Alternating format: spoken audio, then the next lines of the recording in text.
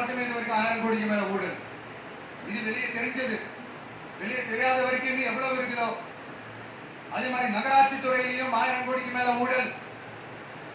அவன பசங்க பிள்ளைங்க எல்லாம் படிச்சுட்டு வேலை தேடி எங்கெல்லாம் எப்படி எல்லாம் அலையறாங்க.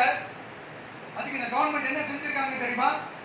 இந்த நகராட்சி துறையில வேலை வாங்கி தரதா சொல்லிட்டு கோடிக்கணக்கான பணத்தை லஞ்சமா வாங்கிட்டு தகுதியானவங்களுக்கு வேலை வாய்ப்பை இல்லாத அளவுக்கு பண்ணிருக்காங்க. இதெல்லாம் எவ்வளவு பெரிய ஒரு ஏமாத்து வேலை.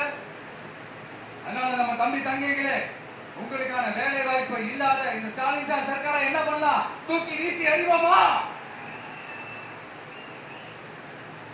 உங்களுக்கு பாதுகாப்பு இல்லாத, உங்களுக்கு வேலை வாய்ப்பு இல்லாத இந்த தீய சக்தி திமுக அரசு என்ன பண்ணலாம்? தூக்கி வீசி எறிவோமா?